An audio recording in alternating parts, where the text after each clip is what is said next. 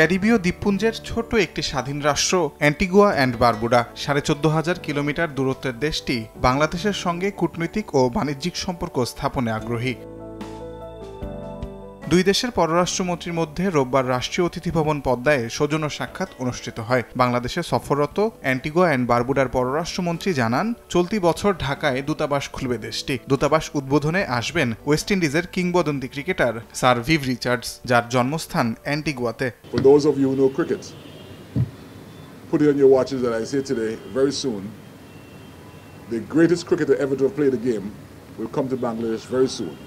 He's an Antiguan and Barbudan citizen, Sir Vivian Richards. As soon as we open the consulate here in Dhaka, Sir Viv will be the person of honor. It will be this year. My government has decided to expand our footprint into Asia, and we believe that Bangladesh is perhaps the best place to begin this relationship.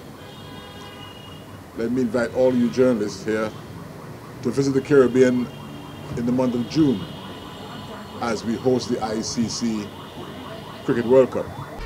1-2-3 ঢাকায় জমি জিতে নিন 100% cashback সহ 20 কোটি টাকার পুরস্কার। এছাড়াও সৌজন্য সাক্ষাতে পর্যটন খাতে দুই দেশ একযোগে কাজ করার বিষয়ে আলোচনা হয়। ওয়েস্ট ইন্ডিজে বাংলাদেশ থেকে ওষুধ, তৈরি পোশাক ও সিরামিক রফতানির বিষয়েও আলোচনা হয় বলে জানান পররাষ্ট্রমন্ত্রী ডক্টর হাসান মাহমুদ। তাদের দেশে হসপিটালিটি সেক্টরে আমাদের দেশ থেকে অর্থাৎ ট্রেনিংয়ের জন্য নিয়ে যাওয়ার কথা বলেছে। আমরা ঢাকা বিশ্ববিদ্যালয়ে যেহেতু ট্যুরিজম ডিপার্টমেন্ট আছে, সেই ডিপার্টমেন্টের সাথে ওয়েস্ট ইন্ডিজ ইউনিভার্সিটির 4টা ক্যাম্পাস, একটা ক্যাম্পাস অ্যান্টিগুয়াতে আছে। তো সেখানে ঢাকা বিশ্ববিদ্যালয়ের সাথে যদি ওয়েস্ট ইন্ডিজ ইউনিভার্সিটির একটা টেকনিক্যাল কোঅপারেশন হয়, তাহলে আমাদের ছাত্ররা সেখানে যেতে পারবে এবং তাদের দিক থেকে স্কলারশিপও যেন দেওয়া হয় সে নিয়ে আমরা আলোচনা করেছি। তাদের দেশেও যাতে আমাদের ফার্মাসিউটিক্যালস যায় সেজন্য তাদের সাথে আলোচনা করেছি এবং কালকে তারা স্কয়ার গ্রুপের একটা কারখানা পরিদর্শন করারও তাদের পরিকল্পনা রয়েছে।